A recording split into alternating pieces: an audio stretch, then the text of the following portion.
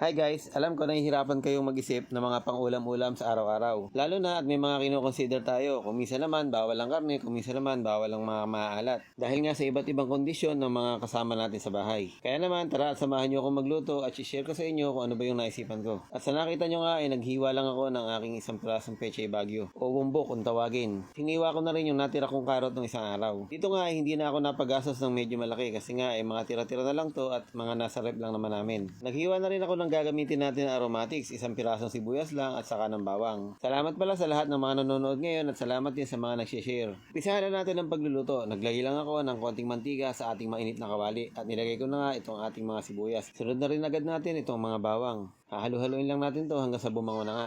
Sabi nga nila, pagka nagugutom ka, hindi ka makakapag-isip ng lulutuin mo. Pero subukan mo muna magmerienda bago ka mag-isip ng lulutuin at baka sakaling makaisip ka. At nung magisa na nga natin yung ating bawang at sibuyas, nilagyan ko lang ng isang lata na